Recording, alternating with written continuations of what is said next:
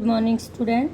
I am your SS teacher, and as you know, our third chapter is going on, motion of the earth.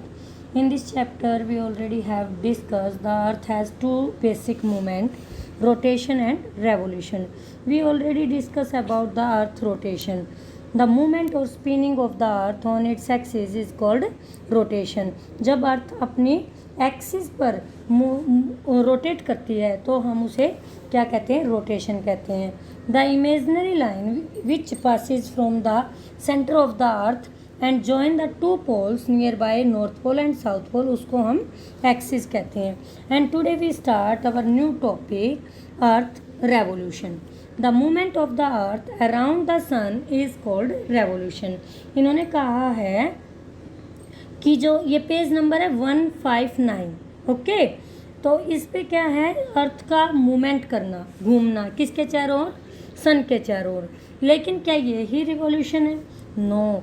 Earth move around the sun on its orbit, यानी अपनी orbit पर घूमना, ठीक है. और orbit के साथ साथ अपनी एक्सिस पर भी. अगर वो अपनी एक्सिस पे नहीं घूमेगी तो क्या होगा, आपका डे और नाइट नहीं बनेगा. तो वो कंटिन्यू अपनी ऑर्बिट पे भी घूम रही है और एक्सिस पे भी रोटेट कर रही है. The path followed by the earth to make one revolution around the sun. सामने एक पिक्चर है, ड्रॉ की हुई है, आप ये देखो.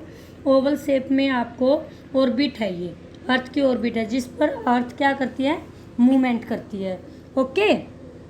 फिर हमने कहा इसको हम क्या कहते हैं, ऑर्बिट कहते हैं. Earth revolve around the sun is an elliptical orbit and take about 365 days and 6 hours for completing one revolution. अब ये इसमें टाइम कितना ले रही है, टाइम ले रही है 365 days and 6 hours, ठीक है. लेकिन हमें तो पता है कि 1 ईयर में कितने होते हैं, मोस्टली क्या बोलते हैं, 365 डेज बोलते हैं, यस ना. लेकिन वो 6 आवर भी तो है ना. इसीलिए हम आपको पता है कि हमारा every year we enjoy a 1 extra day within a year. और उसको कौन से ईयर को हम क्या कहते हैं, लीप ईयर. 4 ईयर्स में आता है ना. 4 ईयर कैसे हुए, 6 को 6 से प्लस करते चले जाओ, 6 आवर 6 आवर 6 आवर 6 आवर, तो क्या हो गया, 24 आवर बन गए. और आपका 1 डे कब कंप्लीट हो रहा है, 24 आवर में कंप्लीट हो रहा है, ठीक है. तो इसीलिए हमारे लीप ईयर में कितने डेज होते हैं, 366 days in a leap year. फिर हमने कहा टर्न किया page 160. The average distance between the sun. देखिए भाई, अपनी ऑर्बिट पे ही आ जाइए, दोबारा ध्यान दीजिए ऑर्बिट पे आ जाइए, पेज नंबर 159 पे ही. अब देखिए, मैंने कहा ऑर्बिट पे इन्होंने हमें एक्सप्लेन किया है कि जो अर्थ है ना, वो earth is 149 million kilometre. Average distance का इन्होंने, ठीक है, हाई और मिनिमम, यानी मैक्सिमम डिस्टेंस और मिनिमम डिस्टेंस. क्यों भाई, ऐसा कैसे हुआ, क्यों हुआ, ध्यान से देखो. अर्थ रोटेट कर रही है, रेवोल्यूशन कर रही है. अब एक टाइम देखो, जब आप इसके नॉर्थ और साउथ की तरफ देखिए, नॉर्थ और साउथ में जो डिस्टेंस है सन का, वो क्या है, कम होगा.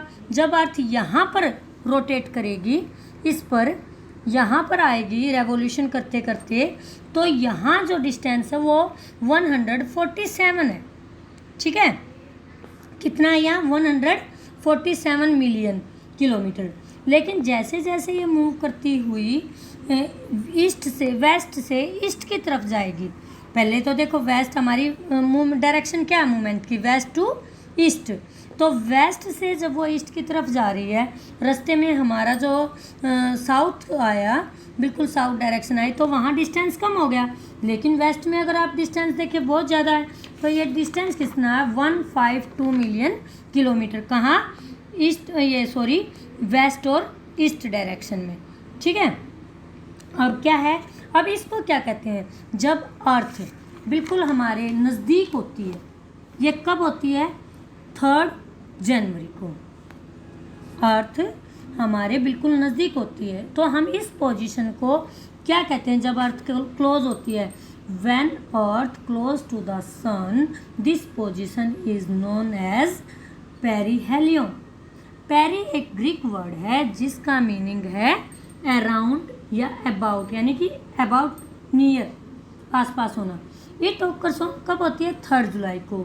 डिस्टेंस कितना का? 147 kilometre, million kilometre. Whereas on July 4, आप सोचते होंगे कि जुलाई 4 में तो हमारे यहाँ बहुत ज़्यादा गर्मी होती है और हम कह रहे हैं कि अर्थ सन से सबसे दूर है। Earth is far away from the sun. तो ऐसे कैसे? क्यों? क्योंकि हम यहाँ नॉर्दर्न हेमिस्फीयर और साउथ हेमिस्फीयर की बात नहीं कर रहे, यहाँ बात हो रही है अर्थ की। ठीक है, अगर हम बात करें, हम नॉर्दर्न हेमिस्फीयर है, नॉर्दर्न हेमिस्फीयर में और ये साउदर्न में, तो क्या है? ठंड है वहाँ पे। ठीक है, तो 4 जुलाई है जब सन जो है हमारे से सबसे दूर होता है अर्थ से, और इस पोजीशन को हम एफिलियन कहते हैं। ठीक है, एप का जो वर्ड है वो ग्रीक वर्ड है और इसका मीनिंग होता है अवे। अवे मीन दूर। And the distance is approximately 152 million kilometre. Okay, अब इसकी स्पीड कितनी है भाई? सन के चारों तरफ जब मूवमेंट कर रही है, जो सन की स्पीड है वो 1 लाख किलोमीटर पर आवर है। ओके, फिर हम करेंगे, वो ही आ गया मार्चिंग ऑफ द सीजन्स, कि सीज़न आगे कैसे बढ़ते हैं, कैसे बनते हैं। लास्ट जो क्लास थी हमारी उसमें मैं डिस्क्राइब कर चुकी हूँ ना समर। देखो, हमारी जो अर्थ की डायरेक्शन है, जो अर्थ की जो डायरेक्शन है मूवमेंट की, वो है west to east. Yes, direction क्या है? West to east. अब हम यहाँ पर बात, एक आपका डायग्राम है, देखिए, इसी के थ्रू एक बार जल्दी से समझा देती हूँ। ये है नॉर्थ पोल झुका हुआ है सन की तरफ। ठीक है, तो यहाँ पर क्या हो गया? समर सोलेस्टिक। ठीक है, यहाँ पर क्या होगा? साउथ की, ये साउथ पोल झुका हुआ है सन की तरफ, यहाँ क्या हो गया? यहाँ पर भी समर सोलेस्टिक हो गया। लेकिन यहाँ नॉर्थ पोल पे क्या होगा? विंटर सोलेस्टिक। यहाँ साउथ पे क्या होगा? क्या होगा? विंटर सोलेस्टिक। ठीक है, ये सीजन जो है ऑटोमनल इनॉक्सिस, एक्विनॉक्सिस मीन क्या होता है? इक्वल डे एंड नाइट, और ऊपर भी क्या होंगे? इक्वल डे और नाइट। अब हम चलते हैं कि ऐसा होता क्यों है, सीजन बनते क्यों हैं। पहली बात कि सीजन बनते क्यों हैं, अर्थ जब रोटेट करता है तो रेवोल्यूशन कर रहा है, मूव कर रहा है सन के चारों तरफ। एक टाइम आता है जब वो सन को फेस कर रहा है। जब वो सन को फेस करेगा तब जो भी पोल उसके सामने फेस करेगा, सन को फेस करेगा, वहाँ क्या हो जाएगी? गर्मी होगी। जो अपोजिट डायरेक्शन में होगा वहाँ क्या हो जाएगी? विंटर। तो अभी एक्सप्लेन करेंगे, चैप्टर को रीड कर रहे हैं। Earth takes about 365 days and 6 hours to complete one revolution. इतना टाइम लेती है in order to avoid the confusion arising out of the fraction. It was decided that an extra day to the month of February every 4th year would be added. अब हम 6 hours से कोई दिन तो बनता नहीं कि हम इस दिन को, एक दिन को बड़ा बना दें या मिनटों के हिसाब से, क्योंकि हमारी जो अर्थ है 360 डिग्री की है। ठीक है, और 1 डिग्री पर वो कितना मूवमेंट करती है? 4 मिनट। अब 4 को 360 से करेंगे तो हमारे कंप्लीट होते 24 आवर। ठीक है, तो हमारा सारा सिस्टम मिनटों में चलेगा दिन, तो हमारी क्या होगा? कन्फ्यूज़न क्रिएट होगा। और इसी कन्फ्यूज़न को अवॉइड करने के लिए हमने जो फेब मंथ है उसके every 4th year would be added 1 day, और this year is called leap year and it has how many days? 360. The revolution of the earth around the sun and the inclination में tilde होना, झुकना, of the earth axis, अपनी axis पे झुकी हुई है ना, कितने डिग्री? मैंने बताया था कल 66.5 degree, are responsible for season.